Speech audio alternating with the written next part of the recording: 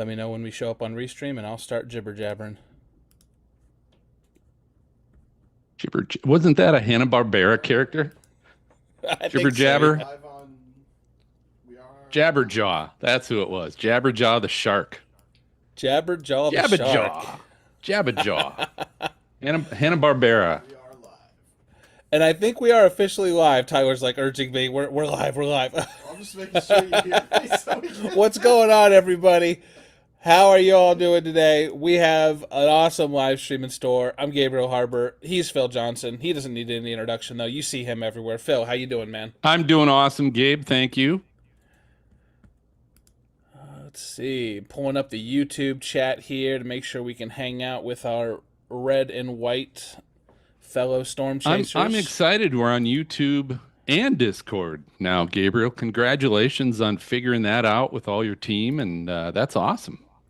Thank you. I appreciate it, and I would just like to send out my warmest, whatever the opposite of regards are, to Discord for making it as humanly impossible as you could possibly get to actually multi-stream to different platforms. So big thumbs up to Discord. I'm not sure why exactly that would be the hill you chose to die on when it comes to gatekeeping a particular function within your app, but whatever, man. We're here. They are defeated, and we're going to talk about how to build a weather brand that lasts. So this one is particularly interesting for me because a little bit of inside baseball here. I'm actually trying to build, along with Phil, a weather brand that lasts here at Storm Chaser Coaching. So I'm hoping that I'm going to get a little bit of an education as I'm taking notes here with Phil. He's someone that I have admired greatly ever since I started doing media in the weather space. I've taken a lot of advice from him. He shared a lot of feedback that has certainly affected the way that I've done things. And so I have no doubt that if you are in a similar position, maybe you are just getting started, you're a young storm chaser, you're looking to make a name for yourself, you're not exactly sure how you want to go about that. Maybe you have something established, but your YouTube channel, your podcast, or whatever has been sort of languishing for years. You haven't seen a lot of growth. I think that the topic that we're going to discuss today and the wisdom that Phil is going to share are definitely things that you can use to help yourself, kick it into a higher gear. And so, Phil, before we get into the show, I think we were, what were we discussing beforehand? The 49-minute monstrosity of a Well, it was forecast 49. show? I only thought it was 45. Good Lord, there was another 4 minutes added to that thing, huh? Yeah. I'm sorry I didn't make it through. I did, it's like a 3-hour Odyssey movie. I just didn't quite make it through the whole thing. So the really funny part was that when it was over, immediately after I turned off the recording, Kyle was like, I went a little long, didn't I? And I was like, you know what? This is a good experiment. This is a great experiment because we're going to test our audience's intestinal fortitude to see if they can actually sit there and watch. And I'll tell you what, the average view duration was over 12 minutes, which is crazy high by YouTube standards. It means that on average, when people click that video, they were watching 12 full minutes of it. That means roughly 1 in every 4 people made it all the way through the whole thing, which is really impressive. And so, I definitely think we've got a really awesome core audience, but you'll probably see those down under the 30-minute mark in the future, if I had to guess. I think that's what Kyle and I are going to shoot for. So my question is, if it took you if it was a 49-minute edited video, how long did it take you to actually record it? Or did you not have to edit much? We recorded for about an hour and 10 minutes. So okay. Not bad. It wasn't too bad at all. Thankfully, I've kind of got it's like a factory editing process where I just go down the line and can get through it quickly. But to be honest with you, Phil, it wasn't too bad actually listening to Kyle that whole time because he wants to be a professor when he gets older. So he's already in that mindset of I'm going to teach, I'm going to pull out the little white marker and draw all over the Weatherfront browser app, and I'm going to show everybody exactly how this works and the mechanism behind this and stuff. So it was actually pretty engrossing, and it did not feel like anywhere near as long as the recording actually ended up being. Impressive. Yeah, he's not bad. Dude. I sometimes I sit back and this I'll stop the navel gazing here in a moment, but sometimes I sit back and I look at all the people that we have here at SEC and I'm just like, man, unbelievably blessed to have just all the talent that we have under one roof. These guys are movers and shakers in the storm chasing field and the meteorology field. And it's really cool to have everybody repping the brand. And so with that, Phil, I will let you go ahead and get started here in just a moment. But before we do, I want to share with everybody, if you're hanging out watching on Discord, if you're hanging out watching on YouTube and you're wondering why you're not able to actually send a message in chat, that's actually deliberate. We ask that if you want to be part of the conversation and also ask questions later, because we are going to have a Q&A session after this is over, both on Discord and YouTube. You can get your questions in, ask Phil about building a weather brand, ask him about anything else. If you want to hear some stories from the old Stormfront Freaks era, I know that would be cool. You can ask him about that. But we do ask that you support us either on Discord or on YouTube to get access to that functionality. And if you just want to hang out and watch, that's totally cool too. So, Phil, if you don't have any other questions or anything you think I've missed, I'll go ahead and pass it to you, and you are free to get started. Okay, well, let me pull this up. I'm going to share my screen with everybody.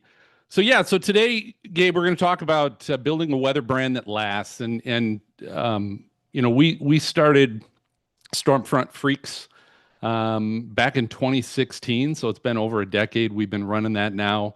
But this is one of probably a few different presentations that we'll do on the Storm Chaser coaching program here over the coming months. And I know, Gabriel, I'm going to get an opportunity probably to host your feedback on similar topics as well. So I'm looking forward to that. But let's kind of get into a few things. I'm going to share some screens with you, some topics with you.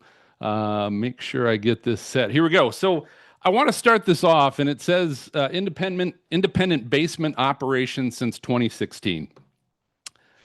With the point that, we literally kind of started it in my basement, and I'm going to show you some videos here in a little bit that you'll kind of see I was in my basement. But my point is letting you know that anybody can start a brand. As we talk about brand, anybody can do that. And I want to kind of go through some numbers and, now that it's been over a decade, kind of some of the things we've done that is fun and amazing to look back and go, wow, kind of look at what we did. But we started kind of in our basement. That's where it started. It was me and my brother who lives in Minnesota kind of got this thing started. But talk with you a little bit about kind of where we're at and what we've done.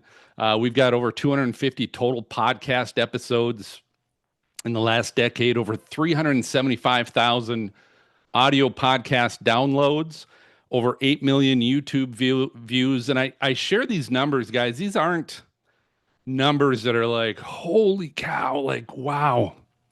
Those are amazing numbers. They're not amazing numbers, okay? There are plenty of people, plenty of companies, podcasts, YouTubers that have way, way, way bigger numbers than that, right? There are some people, they'll get 8 million views with one video, right? And those are total views. But I do want to share the fact that those numbers, the podcast downloads and the YouTube views, those are in the top 2%. For those categories. And it's partly because, and this will be part of my talk, if you want to build something that lasts, is because a lot of people start something, right? A lot of people start a podcast. A lot of people start a YouTube channel, but they don't really do anything with it. They don't follow through with it. They don't finish it. They don't start with the end in mind, which I'll talk about. So even though those numbers are dwarfed by many other people, those are still pretty good numbers when you look at comparative to what other people do. We reached number 2 on Apple Earth Science podcasts in the U.S., which was fun when we were climbing up the charts of Earth Science podcasts on Apple. Now, Apple is still the number 1 podcast player out there, and so that was fun as we were climbing up those charts. But we never supplanted Plant People. Plant People apparently is a podcast that a lot of people listen to. But again, it's a niche, right? And the weather industry is a niche. And so you got to compare yourself, and really don't even compare, kind of compete. Don't compare yourself to other people. Just compete with other people. Have fun with that. But don't compare yourself to, these other big YouTubers, even the weather industry, like Ryan Hall, etc. They're doing something different. They've been doing it longer. That's kind of the key. We also were in top 10 in multiple other countries over in Europe. I saw one too. We were top 10 in Singapore. I don't know how that happened, but we were. We also appeared on Fox Weather with Janice Dean. That's a little photo down at the bottom. That was fun. We did our 200th episode up on Mount Washington Observatory in January, which was crazy. The weather was crazy. We had 90-mile-per-hour winds up there. But interesting story. We actually we had some connections. We got to go up there. But we had originally asked Janice Dean to come with us because she had been on a number of our shows. And so 200th episode, we're like, hey, let's see if Janice Dean wants to come up. And originally her production crew kind of, no, it's okay. So they kind of passed. So then we asked Reed Timmer, and Reed's like, oh, hell yeah. So Reed came up.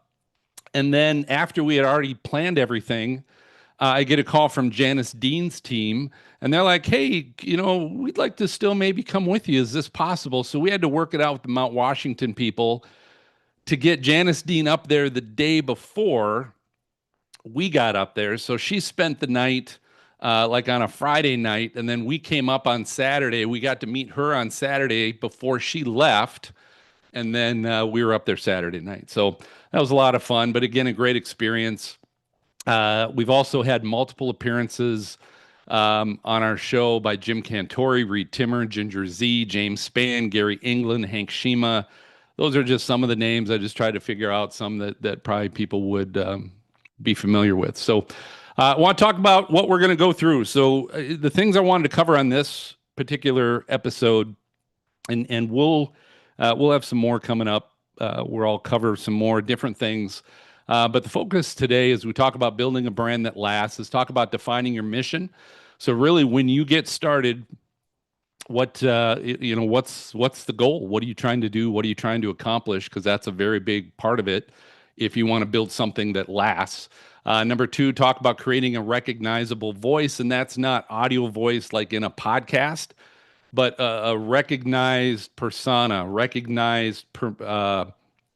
a mission, a recognizable brand, right? That's what we're going to talk about. And then we're going to go through consistency over viral moments. And I think this is very important. Again, you want to build something that lasts. Your goal can't be to go viral because it's not going to happen. I hate to tell you that, but it's not going to happen. So the key is building consistency. We'll go through lessons from a decade of Stormfront Freaks. I'll kind of cover some of the things I've learned that might help you as you're building. So some pitfalls that you might be able to use now where I didn't figure that out right away. And then I'll finish with really talk about evolving your brand without really losing your identity. So that's kind of what we'll go through. So starting off, the mission, starting with the end in mind, right? And so when we started this, right away, like I took a couple months as we were planning this whole thing. And again, it started off as a podcast, not as a network. But we took a couple months, like we took a number of months, pulling my team together, thinking through what we wanted to do, how we wanted to do it. And part of it was because, and the first thing I cover there is quality. So guys, we were starting this off in our basement, but I didn't want it to be a basement quality production. Now, you look back on episode 1 of our podcast compared to episode 200, and it's definitely different, and it seemed more like a basement production probably, but I definitely, my goal was always to build quality and professionalism, right? I wanted to be taken seriously and not be something silly, not be something, credibility was important to me, which I'll talk about. But that was number one right away. We knew we wanted to build quality. I didn't know how many years we would want to do this. I didn't know. I just knew I wanted to keep getting better and have it be top quality so that we could be taken seriously. The second thing we talked about was write a name. Now, branding, your brand could be you. It's just you. It's your name, right? It's Jim Cantori is a brand. It's his name. Jordan Hall, he's a storm chaser, but his brand is Jordan Hall. You don't have to have a name like Stormfront Freaks to have a brand. Your brand can be you. Lots of photographers, their brand is their signature at the bottom of their photo. So keep that in mind. You don't have to come up with a name for your brand. It can be you, but I do want to share, so Stormfront Freaks, where did we kind of come up with that? We went through names, right? We listened, and this was before AI, when you could just kind of type in, here's kind of what we want to do, what we want to be about, what would be some good names. We didn't have that a decade ago. And so we went through names, and I remember one of the names that was in consideration back in the day, and this will date me a little bit, but the milk campaign was "Got Milk?" ?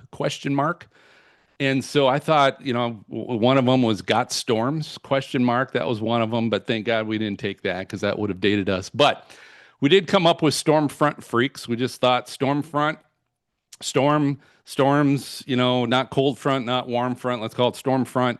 And then Freaks, we're weather nerds, we're weather geeks. And so that's kind of where that came from. But, had we done focus groups and stuff like that, we might not have come up with this name. And I'm going to share with you guys a video. I'm going to kind of fast forward through it a little bit, but share with you guys a little video that has a lot to do with our name. So these are some bloopers with some of our guests. Can you do me a favor? Will you give us a little sound bite? Trying to say our name. Record a little sound bite for us. Yeah. What do we need? Just if you just say, "Hey, this is Chris Sanner of Tornado." Notice I'm in my you're basement, by the way. Stormfront Freaks podcast. This was early on. Okay, I think I got this. My name is Stormfront Freaks. Stormfront Freaks. I got to say it a few times. There's a lot of alliteration there. Okay, I'm ready. We ready? Okay. Hi, I'm Chris Sanner, and you're listening to the Stormfront Freaks podcast. Dang it. Yep. Hi. This is Michael Binsky, Emmy-winning photographer and filmmaker, lesser-known wedding photographer for storm chasing and time-lapse films, and that's it. There you go. And we need you're listening to Stormfront You're listening to Freaks Stormfront Freaks podcast. Let me get. Oh, here we go. Gary Allen's a good one. Stormfront Freaks. Who came up with that? Storm. You should have heard the guys last episode try and do this. Oh, it's Friday night in the big town, baby. Jump back, throw me down, all dressed up, and no place to go. All right, check in with the Stormfront Freaks and listen to their podcast because they're really good. Where do we got another one here? Here we go.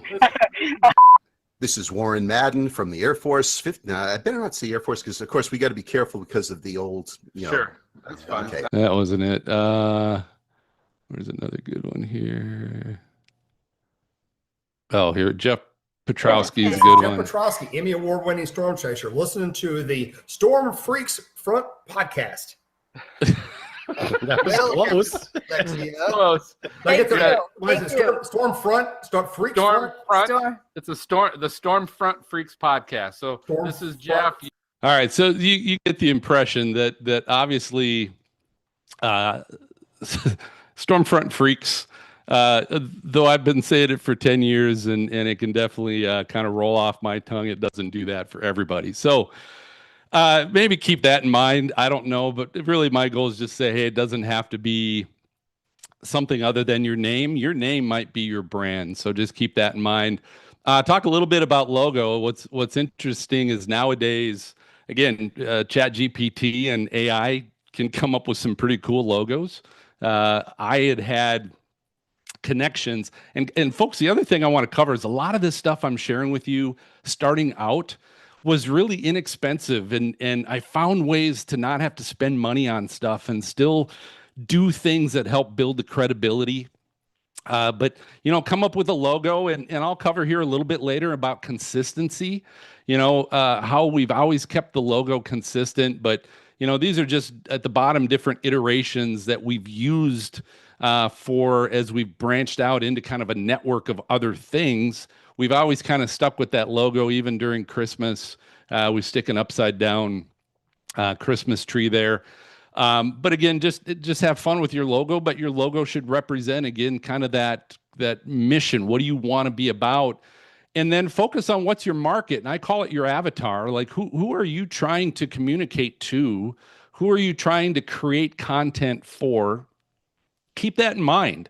When we started this thing, I was an older, 40-something-year-old person that liked weather, wasn't a storm chaser yet, certainly wasn't a meteorologist, but I had an interest to learn about all of those things. So my goal was, my avatar is me. And that's usually going to be the best avatar and best market is the one that you're in, because you're going to be able to relate to it a lot better. That doesn't mean you couldn't be a 40-year-old and you want your market to be 20-year-olds, or vice versa. Or to say you're a 20-year-old and you want your market to be everybody from 20 to 90. You can do that as well, but if it's just not where you connect, you just have to figure out how are you going to connect to the others that aren't you, that you still want to connect to, if that makes sense. And that might be bringing people on your team that can connect, doing things like that. Just keep that in mind. I also want to start, we knew when we started this thing, we wanted, we were the most entertaining weather podcast. That's how we promoted ourselves from the get-go, because that was our focus. We wanted to be an entertaining show. That was number one. Have fun.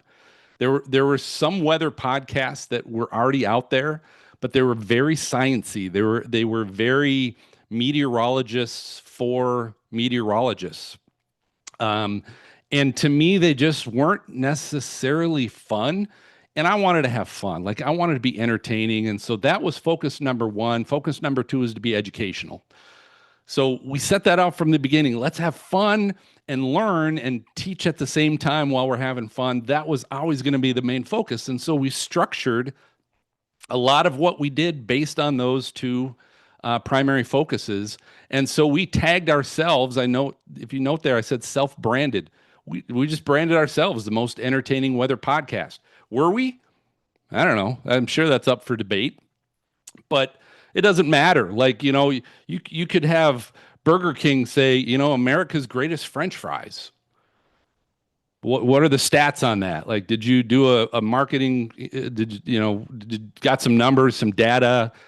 No, you just say, hey, we're the greatest podcast in the world. What does that mean? I don't know, but we are. I'm just going to say it, right? You can self-brand your stuff to get people aware of what you're all about. Most entertaining weather podcast. We're talk about weather and we try to have fun, right? And so we self-branded ourselves that. No, there's no branding police that said we couldn't. So what the hell? So we did. All right. The other focus was to have evergreen content. Now, in the weather industry, this could be hard because, we do forecast shows here on Storm Chaser Coaching. That is not evergreen content. That's good for a day because we'll give you the chasing forecast for the upcoming day. After that, it's really not good anymore. You can throw it away. No one's ever going to come back and watch necessarily. There'll be some geeks that do, right? But they're not going to come back and watch what the forecast was 3 weeks ago for a certain day.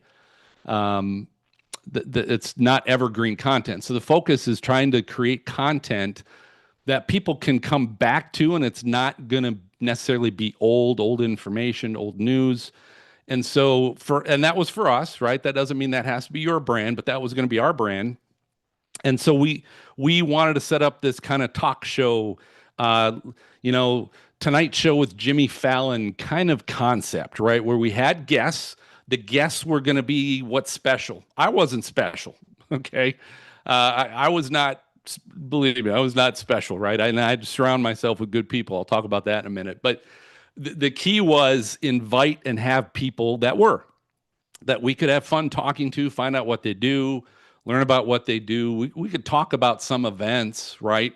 But it's evergreen content because you can always go back and watch an interview with Jim Cantori, see what he was talking about then, where he came from, what he's all about, some great stories, all that kind of stuff, as well as some fun content. But so the key was to create evergreen content that we can continue to use. And that's kind of what I'm working on a little bit now. We finished the podcast after 10 years last year. But we've got all this evergreen content, 250 plus episodes of some great fun people. And so I'm trying to figure out how to continue to promote that. That's kind of the next step of some of the things that we're doing. All right. So I mentioned creating a recognizable voice. And the point here is not podcast, right? Creating a voice. Oh, I can tell that's whoever, Phil, Gabe, whoever.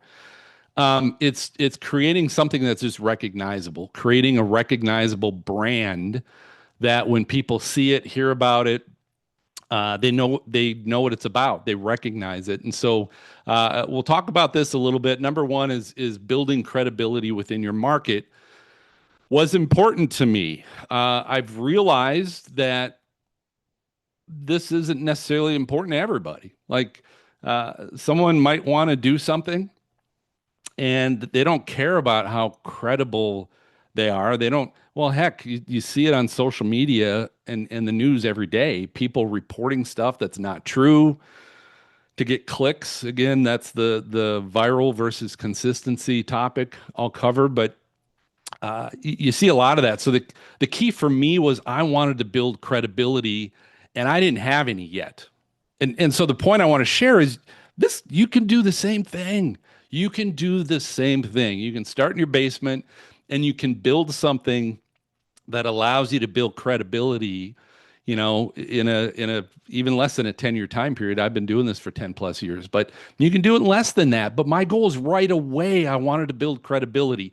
I didn't want people to think that the Stormfront Freaks was something in somebody's basement. All right. So kind of how do we go about doing that? Number one, and again, a lot of these things are when we're just starting this thing out, how did we kind of build things? Number one, and I mentioned to you, try to find resources you already have. I had a cousin in Minnesota that had a screen printing embroidery business, right?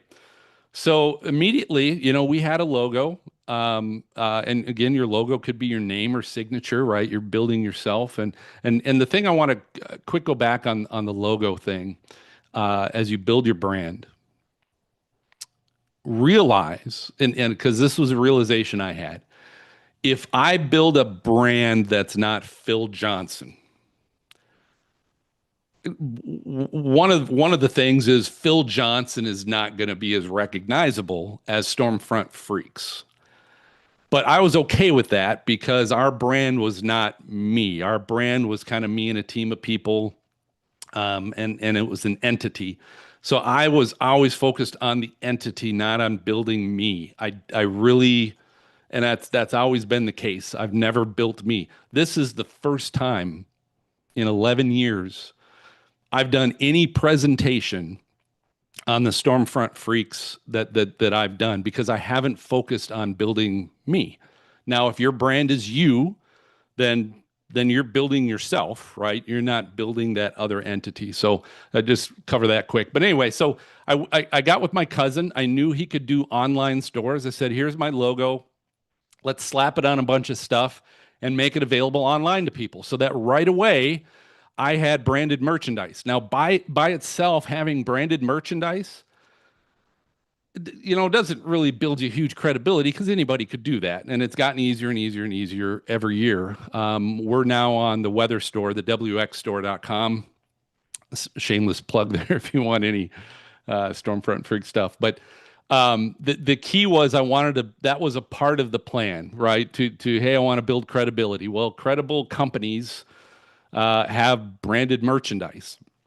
The other thing that was important to me was getting the brand out there, not trying to make this a money-making thing, at least to start off with. That wasn't my focus. That might be your focus, building your brand, and that's fine.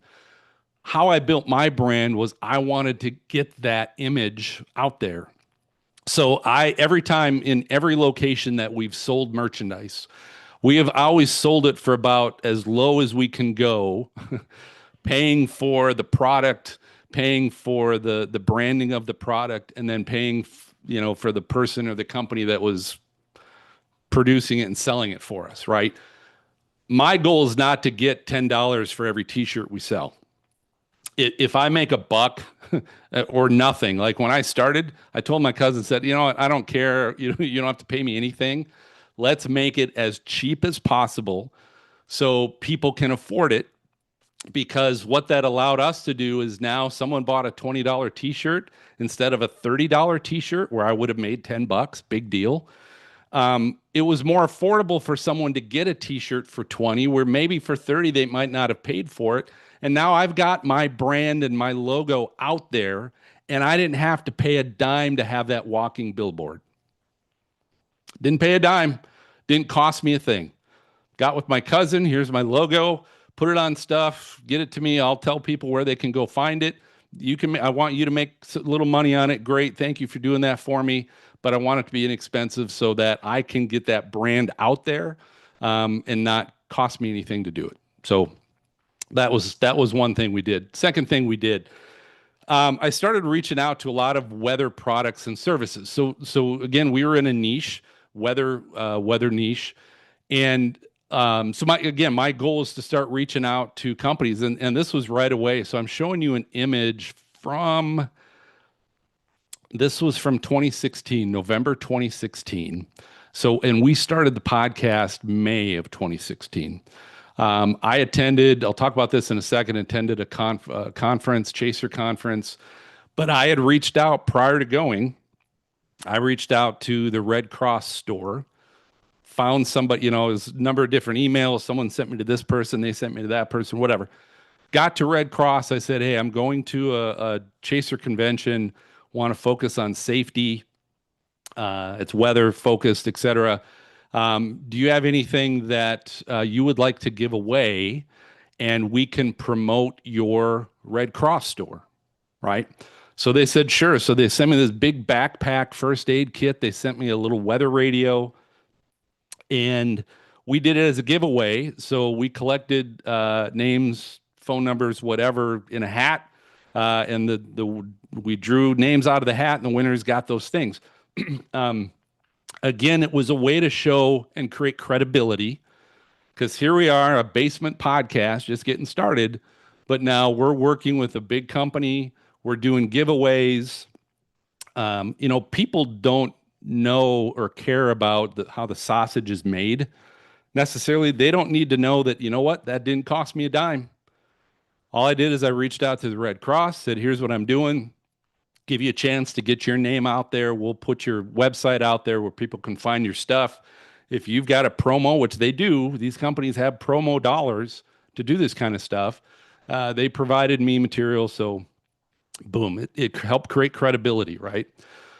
This is a picture of me at that Indiana Chaser Con. But basically what I did is I started going to initially regional, right? Any kind of weather things that were nearby. I live in Cincinnati. And so Indiana Chaser Con, this was in Indianapolis. And here's the thing. A lot of times these Chaser Cons or any convention, if you're a vendor, they have a table fee. You pay a table fee, you get a table.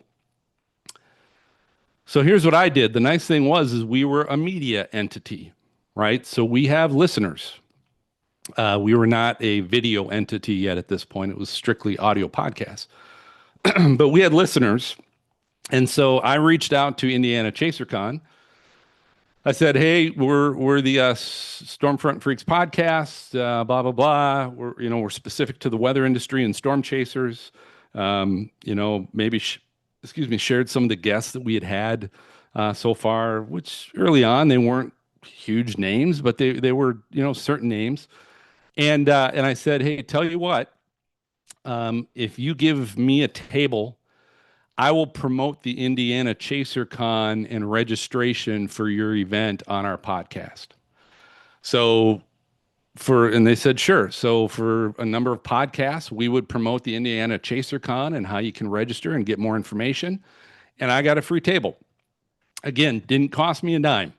So it helped them because it helped promote and hopefully sell more tickets for them, but helped us because now we could promote ourselves, and it was free. Create lots of giveaways with your logo. So again, whatever your logo is, my goal is to get that out there. This the top picture that I just pulled up, this was from the second Indiana Chaser Con. And I bought these, they were color changing plastic cups with the Stormfront Freaks logo on it. I got it from some company. You find these things online, right? And it was a color changing cup. But it was funny because, one of the things we talked about was when we start our podcast is we go around with all of our teammates. We say, what are you drinking? Because we drink. We would drink during the podcast. One of our Apple podcast reviews was, is this a drinking podcast or a weather podcast? And, but again, it set the tone. Like, we're here to have fun. We're gonna have a good time. So I found these glasses. I think I got like 250 of them for maybe 50 cents a piece, 30 cents a piece. I don't even know what they were, but they were pretty cheap. They were little plastic glasses, nothing big. They color changed, which is kind of cool, but I gave those out. I just gave them away. Hey, you want cup? Again, got the brand out there. It was pretty expensive to do that, but my focus has always been to, again, do lots of giveaways with the brand. Also building credibility was early on. We got away from this because people didn't listen to CDs anymore, but every time we would have a guest on, I would follow up and I would send that guest a little thank you note. I would mail them a thank you note in the good old U.S. Post Office mail. And I would include a CD of the actual podcast that they were on. So I'd say, hey, thanks for coming on. You were great. You were awesome. Here's a little, memento you can listen to, blah, blah, blah.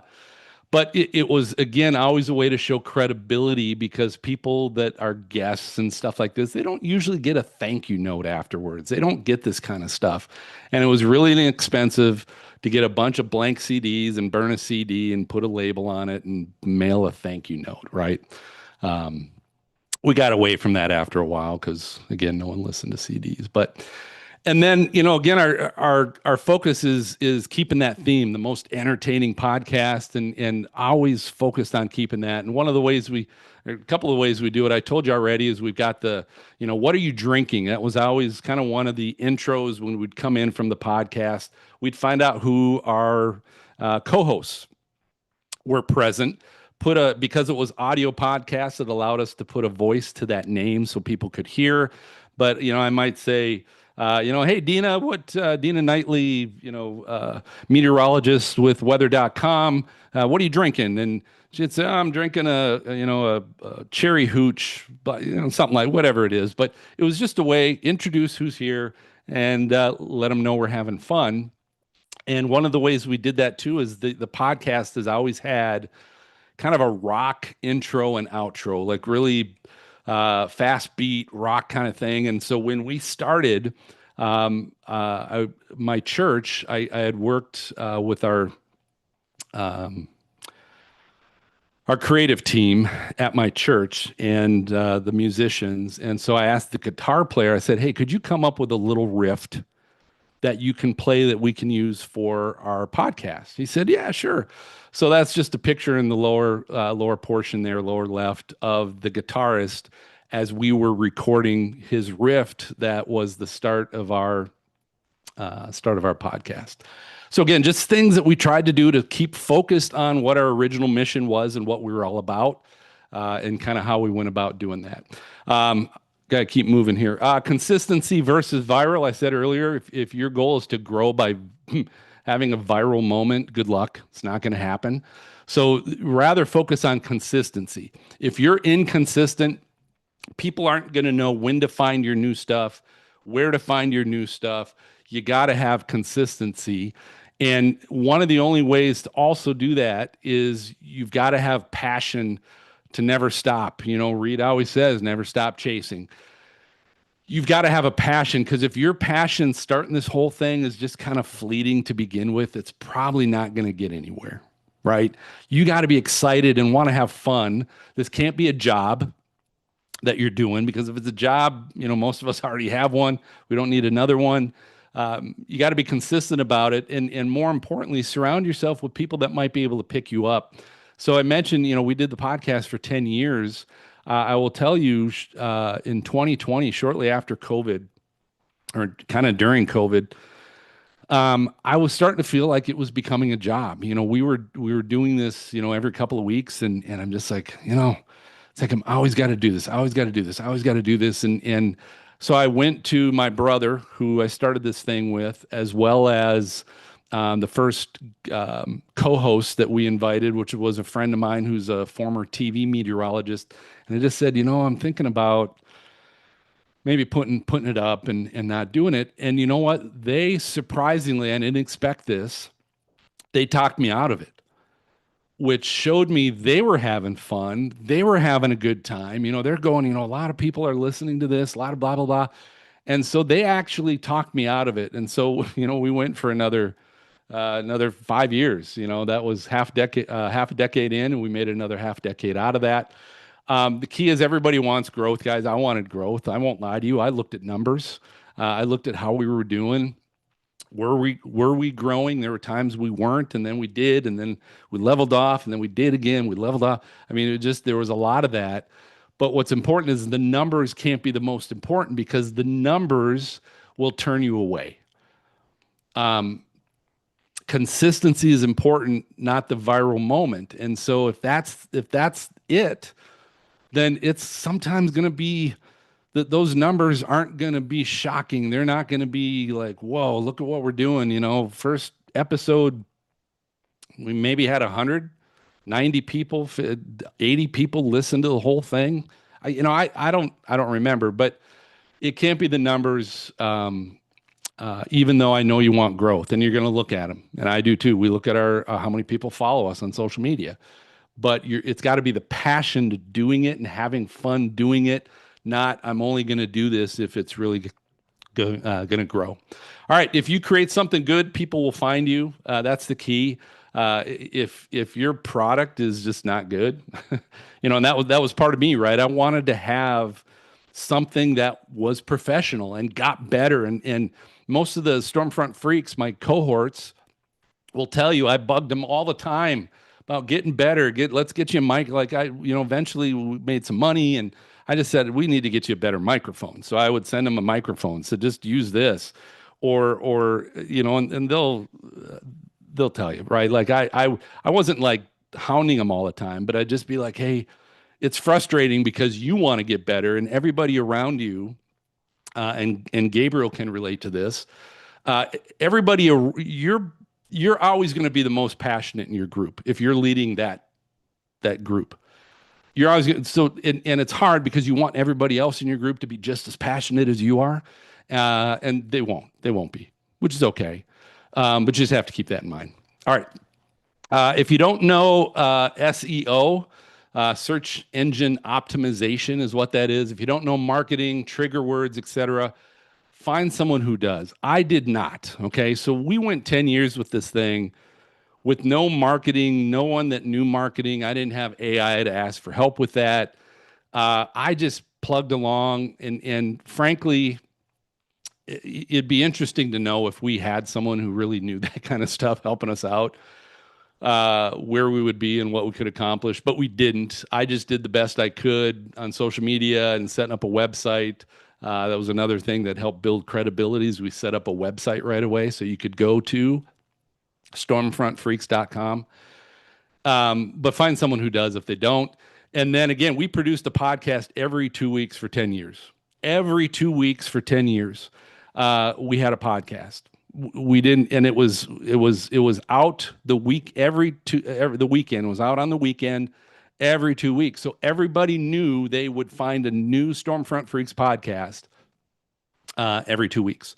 So that consistency is so important. I would have liked to have done weekly. I just didn't have the time to do weekly, right? It'd be great if we do weekly. Maybe it's just monthly. You can do something and produce something monthly.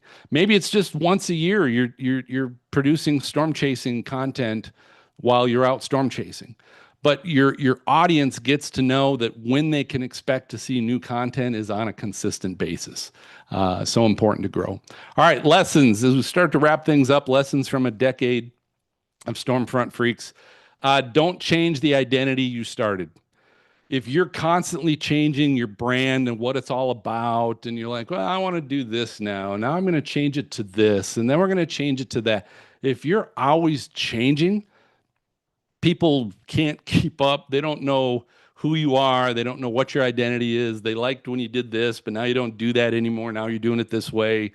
And you're gonna lose people because there's no consistency there.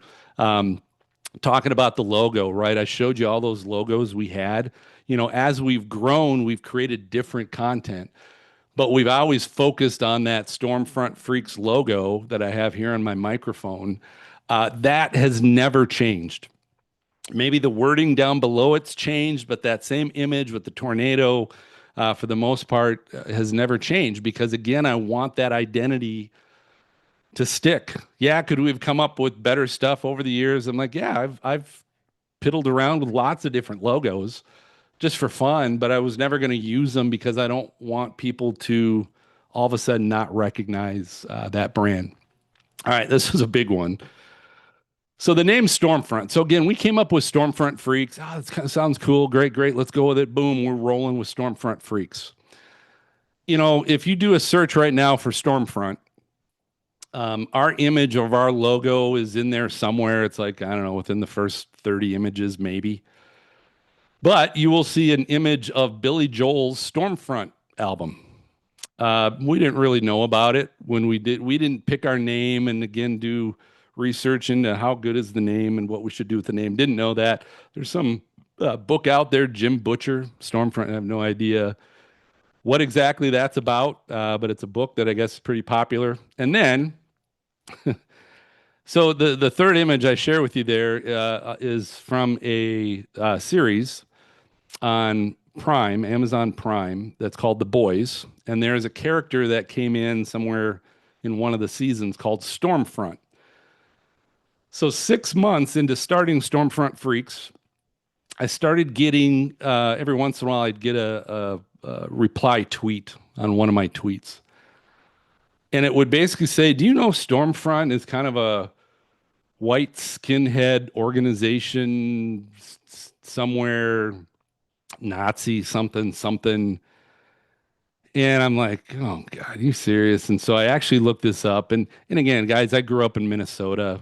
I live in Ohio. I mean, I'm some of that stuff that more people down south might be familiar with or other places. I don't know. But I looked it up and I'm like, crap, yeah, there's some, I don't know, skinhead type organization called Stormfront. But I'm like, screw it.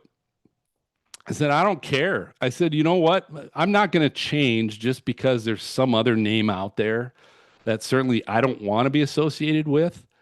But my thought was, you know what? I'm not going to change. And if nothing else, maybe we can grow our name strong enough to where when people hear Stormfront or Stormfront Freaks, they're not thinking of that other group. And so that was kind of a stance that I took as well very early on, that I'm not going to change just because there's some stupid other group that's got a similar name. So Billy Joel's got an album called Stormfront. Big deal, right? We're still going to keep moving forward. All right. As I mentioned earlier, surround yourself with people you like that are better than you. Ultimately, and Gabriel was talking about this early on, right? Storm Chaser coaching, we've got some amazing coaches, amazing, storm chasers, meteorologists. That's important, right? Because again, I didn't come with credibility in the weather industry. Certainly after 10 years of interviewing people like Jim Cantori and Reed Timmer, I have learned a ton. Okay. I've gotten one hell of an education in weather and storm chasing. But that wasn't, I didn't have that when I started, right? And so I had to surround myself with good people that were storm chasers, people that were meteorologists, but more importantly, I wanted to surround myself with people I like. Because our goal was to have fun, be a group of people that can have a good time. And so some of our co-hosts that we've brought on over the years started off as a guest on our podcast. And we had him on as a guest, and I'm like, yep, this person gets what we're all about. kooky, crazy weather geeks, and willing to, want to have a drink and have a good time. And so I would then, if we needed somebody or I felt, hey, we could use them, I would ask, hey, would you love to be a guest on our, or not a guest, but a co-host of our group? Because I knew, yep, this person gets it. So surround yourself with people you like, certainly better than you. And then last, engage. And this is something I was not good at, but is now very, very, very important, is engage with your community, build a community and engage with your community. So talk to them, chat with them on Discord, social media. Again, wasn't something I was really good at, and I've realized you have to be good at. So last thing I want to cover here is evolving without losing your identity. So adapt to what people seem to like that you experiment with to build your identity and niche. So as you grow, you're going to find out, whether it's comments, the comment section, whatever, what people are gravitating to, and sometimes it can blow you away. Like, are you serious? Really? So, but you got to kind of adapt with that. And one of them I'll share with you is Weather Trollbot 5000. So Trollbot 5000 was an idea I came up with years ago because I realized you could do speech to text on your iPhone. And this was before AI, folks. Like, this was before anything you could do now.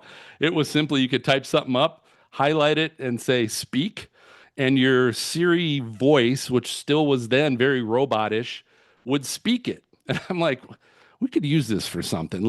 And so I created Weather Trollbot 5000, where we would take someone from social media that got trolled, right? Someone made a comment about, and unfortunately, it was women. You get trolled all the time, and it's crazy. I hate it. I'm sorry that happens, but so female meteorologists on TV getting trolled all the time about what they're wearing and their figure and their hair, and they're just stupid stuff. But we would take that. So let's say Ginger Z got trolled because she was really good at responding back to the trolls. She would do it very professionally, but she'd respond back, hey, blah, blah, blah, blah, blah. So what we did is we had Weather Trollbot 5000, and what I did was I said, let's plug all this information into Weather Trollbot, this robot, and Weather Trollbot's going to dish out what Ginger Z was really thinking when she responded to that person, right? And so all of a sudden, this robot voice would come out and would cuss up a storm. Like, there would be where we'd say, hey, kids, put your earmuffs on. But we did it. We were having fun. And people gravitated to that. Like, they loved Weather Trollbot 5000. So we did a lot more of those. Language, we decided that again, we wanted to be a little risky, a little on the edge, right? We didn't want to be a weather podcast where all we're just talking about is sciencey stuff, and it's science this and science that and science everything else. We wanted to have fun. And so, we were a little more loose on the language. I should say I was probably a little more loose on the language. Risky topics, right? Like we wouldn't be afraid to cover risky things. We wouldn't necessarily be afraid to cover with our guests. We'd play games with them, and do some games that were, really risky. We learned that we started having high school aged weather people on our show, like right in August, like coming up right about now, right? We would have a special show where we'd have some high school age students come on the show, and that I've seen on social media that are really into weather, and they're doing reports and all this kind of stuff. And we'd have them on, and that show would start to bring in a different market, a younger market to the show. And we're like, wow, people like this, and it's a different group of people that like this. So we kind of continued that. It's important to keep your finger on the pulse of tech and media. So some of you guys know Stormcat 5, Brady Harris, was one of the first OG members of the Stormfront Freaks. He was still a student at Ohio State. So he's a degreed meteorologist. He's been with us for over a decade, right? Well, he's in the last few years, he kind of has started his own and branched off into his own Stormcat 5, and he does these shows and stuff.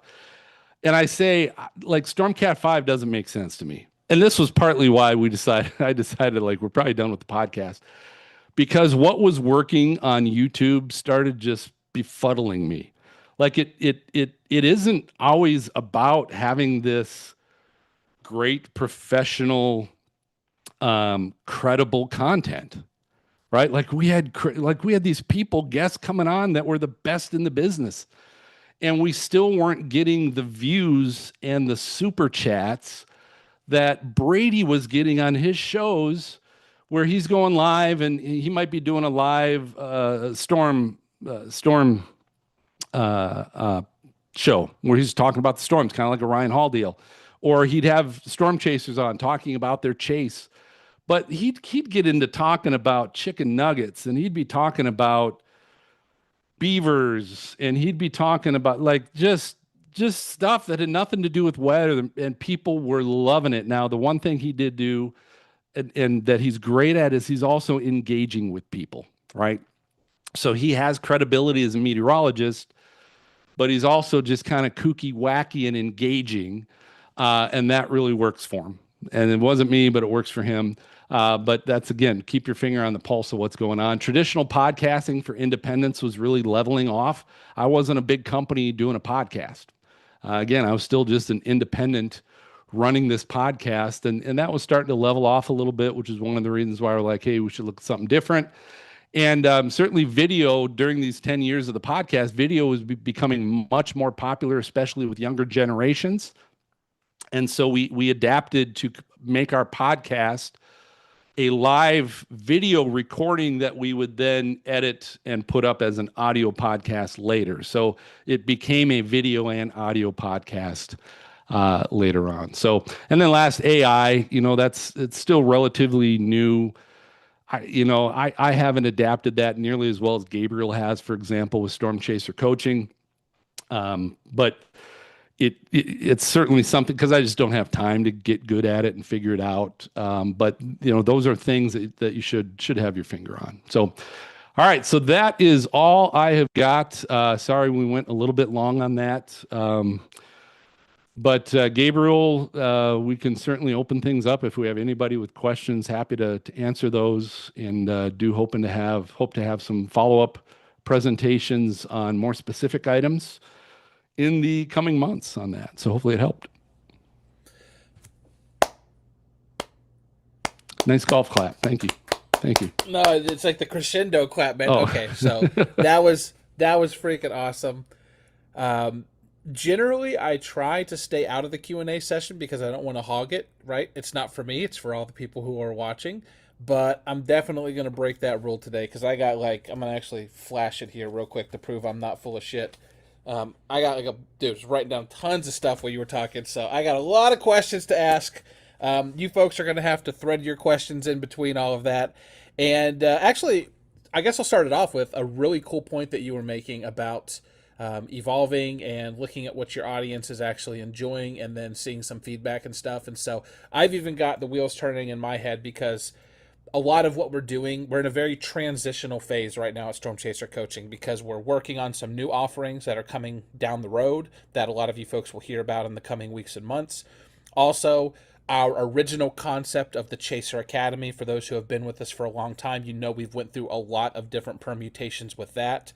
And we're really trying to find the happy medium between making sure that there is some sort of, barrier to entry for people who want to get a little bit more involved, while also making sure we can include community, because like you pointed out, Phil, and Stormcat 5 does do an amazing job at this, it's all about community nowadays. And I think as AI continues to be able to replicate a lot of the stuff that's not specific to people's personalities, I think community and personality and engagement are just going to continue to be where it's at. And so that is a calculated, very, specific bet that I am making with Storm Chaser Coaching, because as far as personalities are concerned, I think that we have some of the best that you could possibly hope for. So anyways, all that preamble aside, the first question I want to ask you about, let me make sure this is the one. So monetizing your hobby, and I'll go off on a little bit of just a ramble here for a second with that as well. This is such an important lesson, Phil, and I'm so glad you hit it, so that way when we edit this presentation and we put it out for all of our Chaser Academy members to watch, and then later, 6 months or so down the road, it'll be for, regular YouTube viewing.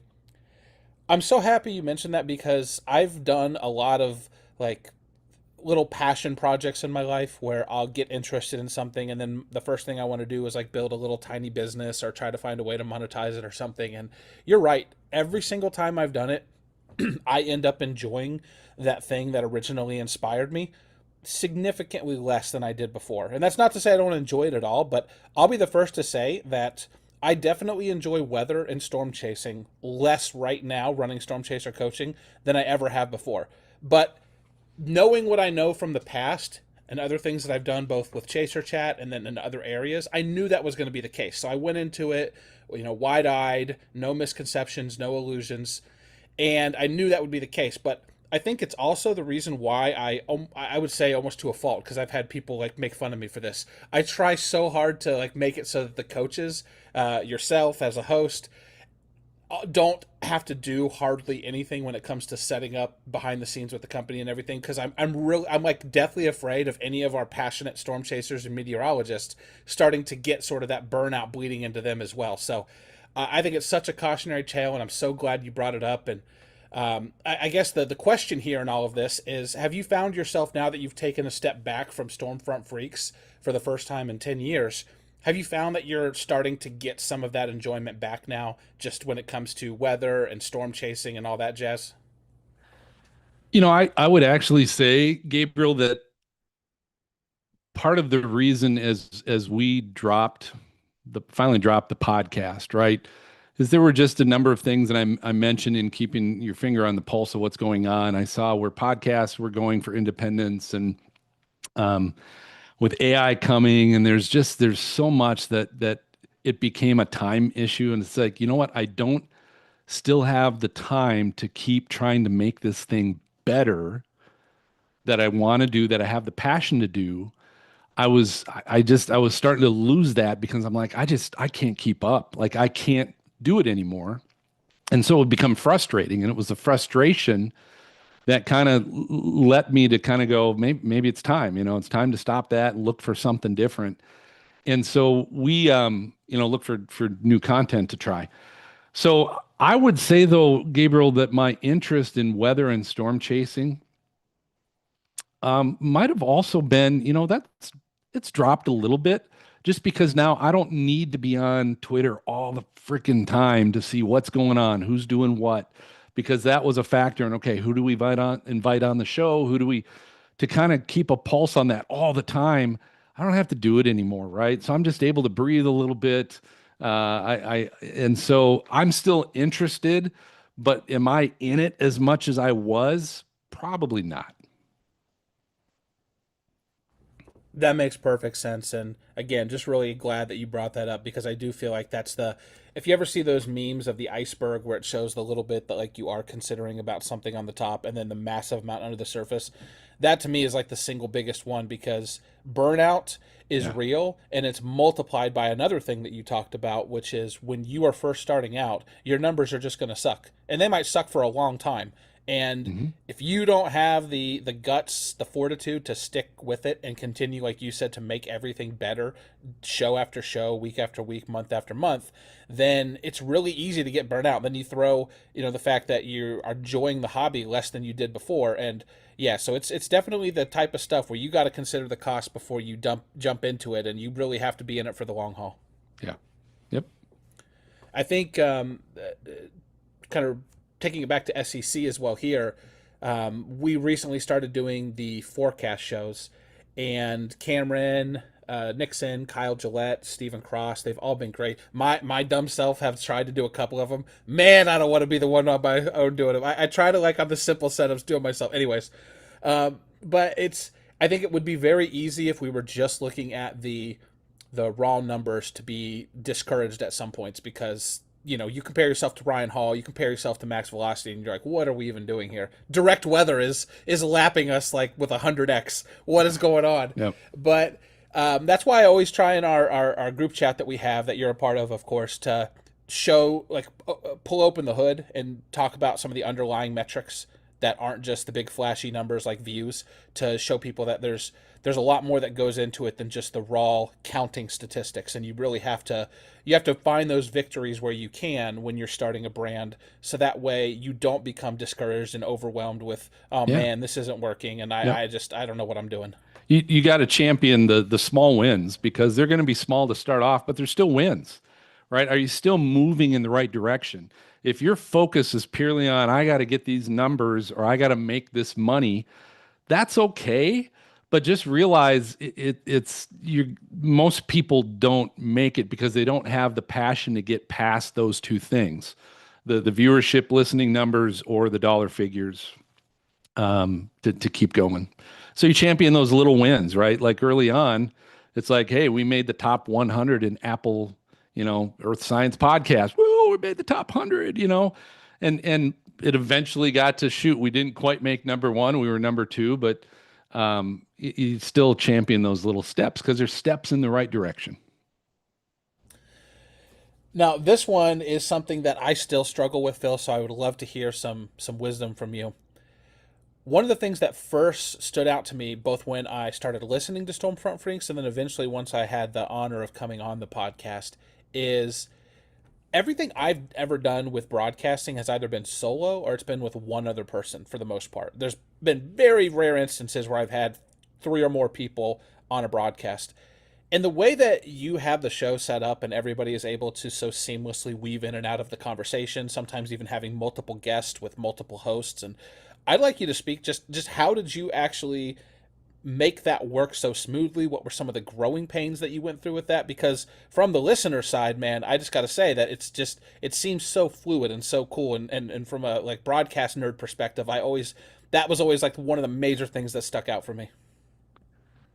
I would say, and probably not early on, but I learned eventually to just get out of the way. That again, it wasn't about me, right? I can bring in the event and everything else, but then turn it over to the co-hosts, let them ask the questions, let them, be in the limelight, let them do things. And I had fun doing the game show and doing some stuff at the end, but I always tried to make sure either they were included in everything that we did on the show, or, during the Q&As with the guests, I would just, a lot of times, sit back and let them go. Now, like you're doing now, I would sometimes, when we would come out of a break, would come in and go, okay, I've got some questions. I want to get my questions in too. But a lot of times I would I learned to get out of the way, right? This is a team thing. It's, again, we're branding Stormfront Freaks, not Phil Johnson. So that to me was kind of a very important part of it, was really to understand it's a team effort. It's all about them.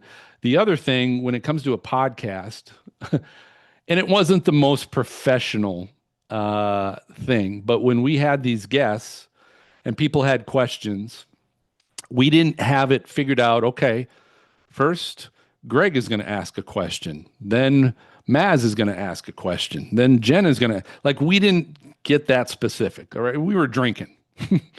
So I told everybody on the front end, I said, listen, I'm not going to set it up that way because I don't want to do it that way. I said, we're all sitting around a poker table chatting with, Jim Cantori, whoever it is.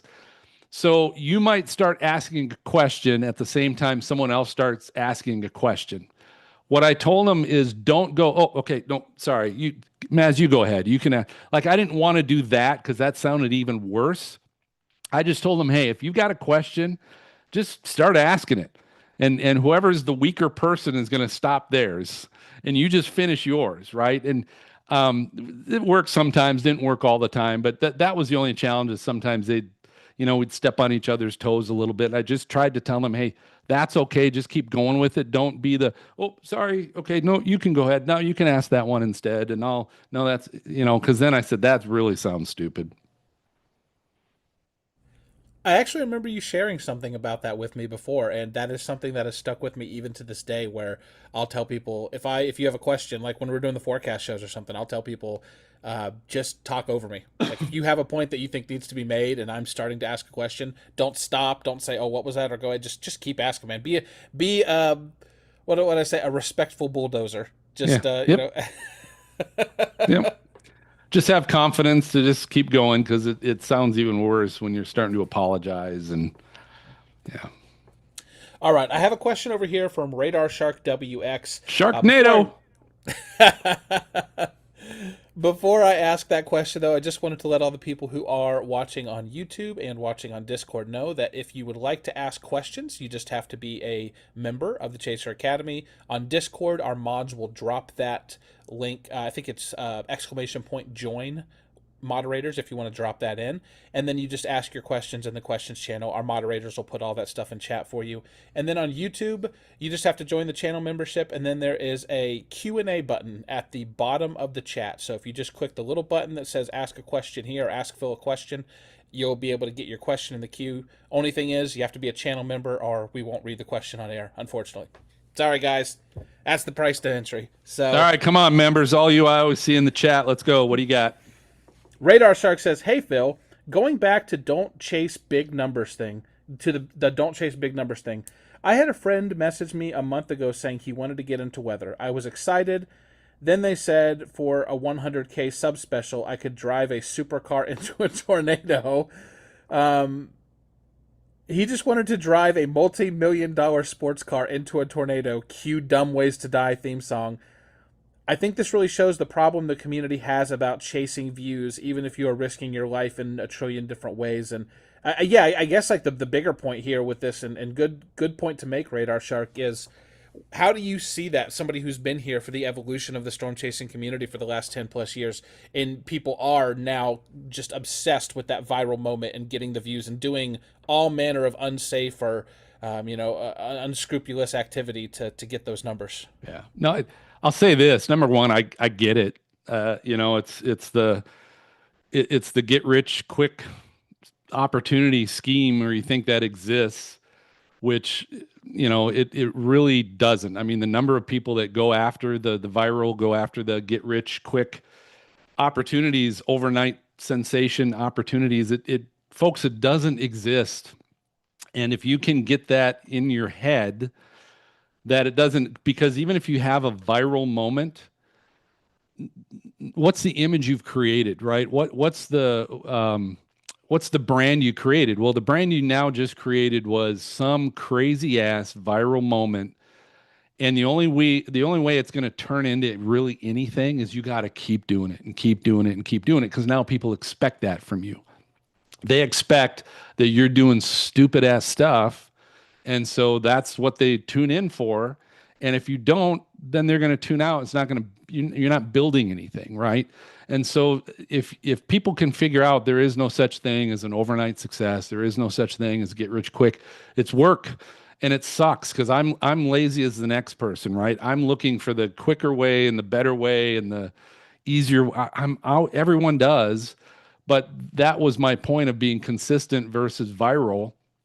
Is if you really do it, your plan can't be viral. If you really want to be successful at building something, your focus is you got to have a mission of what you're trying to accomplish, that passion to get you to do it long enough to do it right.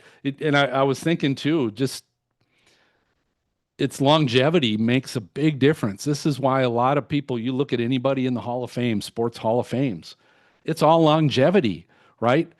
And I'll date myself, Gabe, but Bo Jackson, right, is one of my favorite athletes from the late 80s, early 90s. And he was ESPN's greatest athlete of all time. But he's in no Hall of Fame because he had no longevity. And he got hurt. It wasn't his fault. But, compared to, you look at people like Pete Rose, most hits in Major League Baseball, that who knows if anybody will ever pass that, but he played baseball forever and he never got hurt. LeBron James, right? The argument, who's the best basketball player all time? LeBron James, maybe Michael Jordan. Well, LeBron James has the scoring record. Yeah, he does, but you know what? He played a lot longer than Michael Jordan did. He had longevity. So did Kareem Abdul-Jabbar. Brett Favre, I don't know if he still does, but at one point he had the most touchdowns of any quarterback in the NFL. He also had the most interceptions of any quarterback in the NFL. He just played and played and played. He never played. He played hurt, but he never not played, right? He was consistent. And that's the key if you want to be successful, is consistency. Amen to that. Mama G wants to know, Mama G. I have had several people ask, when are the Freaks getting back together for another top 10 or something show? So when can I buy my tickets for the reunion tour? So one of the things, so we've been experimenting since we stopped the podcast. We've been doing some other things. We do live things now. Of course, Brady Stormcat 5 was doing some things on our channel. He's now started a Stormcat 5 channel. Serena Arnold does a lot of weather educational shorts that she's really good at. She's a meteorologist. And we've done a lot of special events is kind of what we've been doing, but haven't really kind of determined, okay, what's maybe the next big thing. But we have been doing these top 5 where we get the band back together. It's usually once every couple of months, and we do our top 5, something that has to do with weather chasing. We actually were planning to get together, Mama G, on Monday, this coming Monday, the 27th. We were going to record top 5 tropical storm and hurricane resources, where we'd all come in, we'd say what our top 5 favorite resources were. But we had people on different schedules. It's not going to work out to get everybody that we'd like there, so we're going to have to postpone that. So we don't have a new date quite yet. But you can find all of our other top 5s on our YouTube channel, Stormfront Freaks. We did top 5. One of my favorites was our top 5 storm chasing playlists. Top 5 songs we had on our playlist. So it was good. What was on your playlist? I had more of mine were like sing-alongs. I don't listen to music when I'm in chase mode. It's just too distracting, and I'm focused on too much other stuff. But of course, the 8-hour ride to the target site, I'll do a lot of sing-alongs, especially if I'm with somebody. So I had one of my favorite Spice Girls. Tell me what you want, what you really, really want. So I'll tell you what you want, what you really, really want. I wanna. Had that one, had 500 miles. I would walk 500 miles, and I would walk 500 more. Bismarcky, you got what I need. You got what I need. Yeah, those are some of my favorites. Awesome, man. It's exactly what I would expect from you as well. So I love it. For those who have chased with me before, my I don't know if I can name a particular song, but I have a big classical music playlist. I like to get into like the meditative state. So burn a stick of incense, have some classical music playing, and then it's like the juxtaposition between the chaos outside of the vehicle and then the calm, serene, peaceful environment inside the vehicle. It's good. So it's good. I could definitely do that during the chase, right? Yeah. When when I've got all these things going on, I'm looking at radar, following GPS, all this kind of stuff, right? Something that's a little more relaxing in the background. And we do see it's unanimous in the chat, by the way, that people love Phil. So I just figured I'd throw that out there for you as well. Just got to sing a little Bismarcky and you can get them all, baby. I do see we have a couple of questions from folks who are not channel members on YouTube. I'm going to go ahead and throw them out there just as a thank you for you guys showing up here. Sure. Typically, channel members, we would ask that you be, actual members of the channel first. But whether he has the thing where he, like every other letter is capitalized, so I got to try to read this. Whether Ront, I'm not sure, whether or not 1000.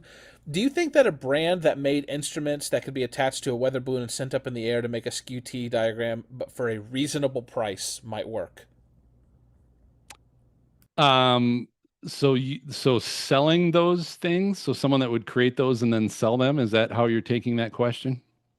Yeah, I'm thinking that, and if you want to clarify whether or not, okay, it's whether or not 1000. If you want to clarify in the chat and let us know, I'm thinking you're asking this question because they've cut the funding so that there's a lot less balloon launches now. Sure. I'm Yep. wondering if there's an opportunity for someone in the private sector to create a product that people could use to generate their own soundings. I would say absolutely. Two things to that. Number one, I do know Vince Walty with Project Weather Eye is doing something very similar to that. He's putting up his own balloons and getting his own soundings, and so there is an example of something similar to that. I don't think he's selling the product or selling the instrument, but here's the thing. Part of having and finding a successful business is finding out where there's a gap, right? Finding where there's something that people need, but no one's fulfilling it yet.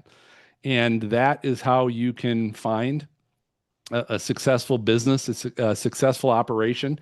Again, with the weather podcast, there were, at the time that we started ours in 2016, or at least when we started planning it in early 2016, there were only 2 weather podcasts that were consistently putting out material, right? If there was a podcast out there, but they had a couple episodes and they were 3 months apart, and I didn't consider that anything, worthy. So there were 2 podcasts at the time, and they were very sciencey. They were meteorologists talking about stuff for other meteorologists. Not someone like me. I don't know all these terms. I don't know all these acronyms yet. So that's why, I felt a weather podcast for someone like me that wants to learn these things. I'm not a big storm chaser yet. I'm not a meteorologist. So how do we help those people that are wanting to learn this stuff and don't already know it? How can we create something for them? And so again, there was a gap, and we looked to fill the gap. Yeah, I think combined with some of the advice you were giving earlier about allowing your audience to help guide you in the direction of the type of content you should be creating, while still maintaining, of course, the unique identity you've created as your brand. It's so much about being sensitive to the market and, like you said, identifying where there is a need that's not being met. And a lot of people, I think, because I've been guilty of this as well before in the past, a lot of people, I think, sometimes approach it the complete opposite direction of, like, I'm going to impose my will upon the market. I'm going to impose my will upon the audience. And it just never ends up working out that way. Like, you can't make people like what you like. You can't make people want what you make. You really have to figure out what it is people want to listen to, what they want to watch, what they want to buy. And, that's perhaps one of the most higher level important things that people have to be in consideration of at all times.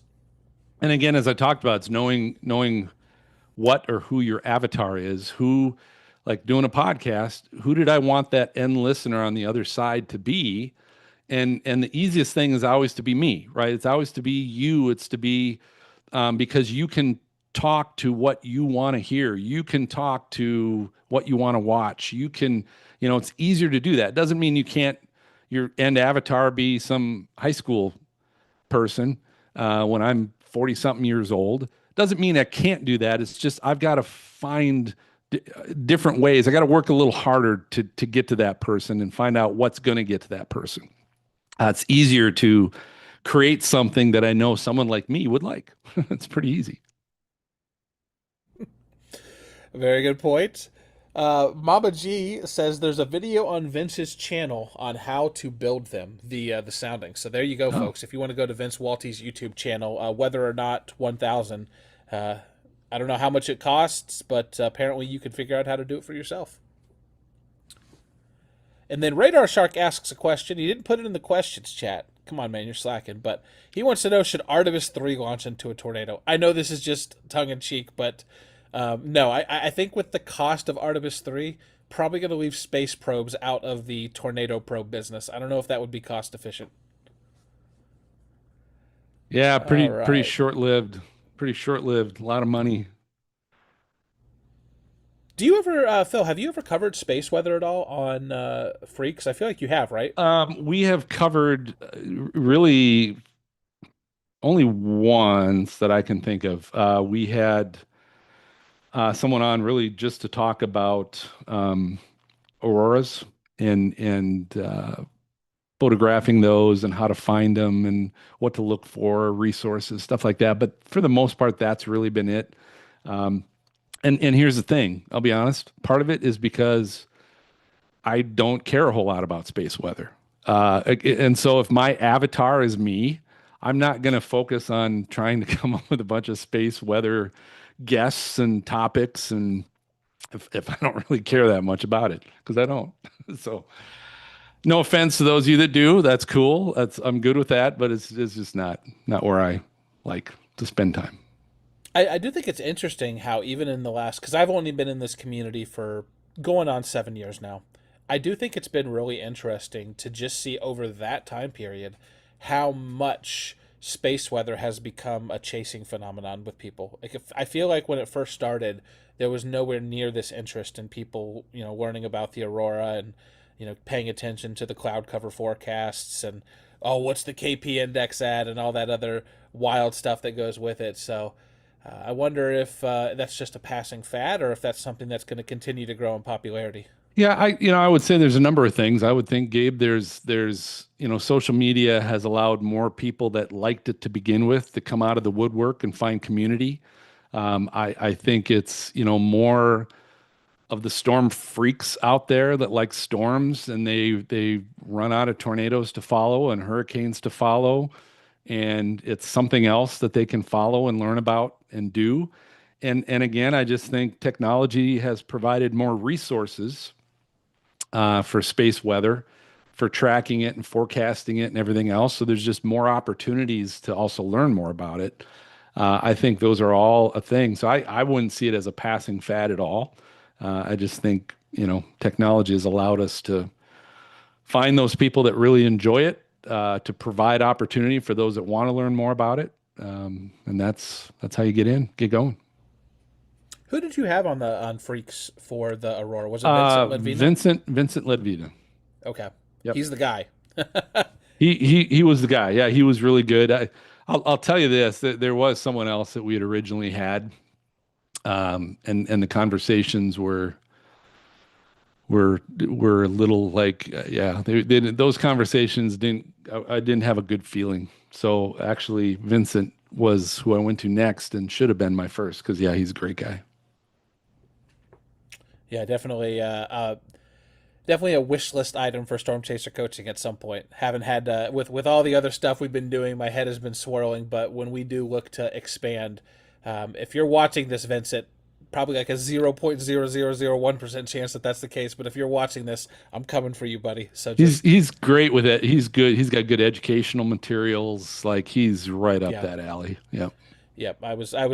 I read his ebook and read a bunch of his articles, and I was thinking, like, man, having this guy do a couple group coaching sessions a year, just talking about how to read all the different parameters and pay attention to what the sun's doing, he's just a perfect fit. So, anyways, that is a wish list item. We will see if it happens. Ginger McPherson, 6927 over on YouTube says, I'm the president of Team Dominator Storm Recovery. We are starting a new program to help inspire and guide kids interested in chasing in meteorology. We would love to be able to work with you guys. Ginger, I'd love a chance to have a conversation with you about that, learn a little bit more. 2 ways to get in touch with us if you ever have any questions or anything you want to throw our way. You can go to stormchasercoaching.com and just click contact, and there's a little form you can fill out that'll put you into our system so we can start emailing back and forth. Or if you prefer Discord, there is, let me see what the exact name of the channel is. It is Support Chat. So if you go to our Discord server and you go to the Support Chat channel, one of our lovely support ladies, either B or Rachel, will get back to you within like 24 hours, and then we can figure out where the best place to have that discussion might be. So thank you, Ginger. I really appreciate you reaching out. I know they were at the National Storm Chasers Summit this past year, so it was good to see representation there from them, because they're doing some good stuff.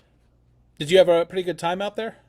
Yeah. Yep. Had fun. It's always good to just, run into people that you've not only, have talked to over the years and gotten actually become friends with over the years.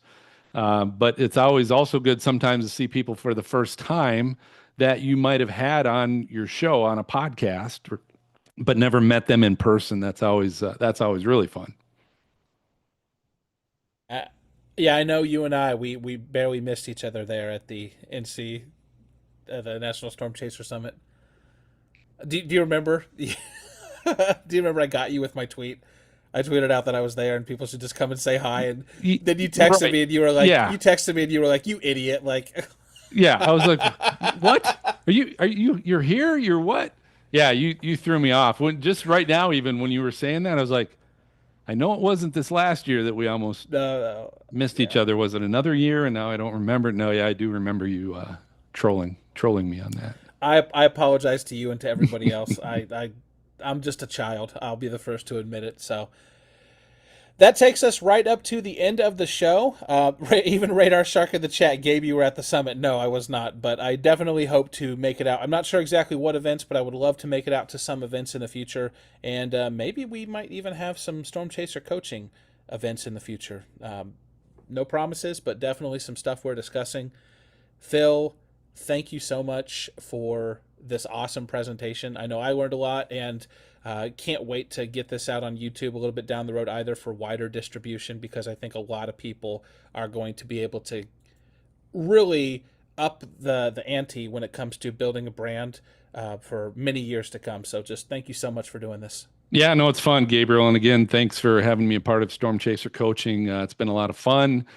I won't lie, it's enjoyable that you're the one having to do now all the behind the scenes work, and I get to show up like all my co-hosts used to do for podcasts. I just get to show up and be here and have fun, and someone else is doing all the work. So I won't lie, I do like that a little bit, but it's great to be a part of this group, and you've brought together some great chasers and meteorologists, and it's been fun to get to know them. And more importantly, it's cool to really start to interact with a lot of the members and names that I now get to see on a regular basis. And hopefully, like I said, maybe I'll get a chance to meet some of our members in the future at some of these events, which is always a blast to me to put a face to the name and get to know some folks. Cool. Well, all of you in the audience, thank you for joining us today. And Phil, thank you again. We will be back again with another live stream within the next couple of days.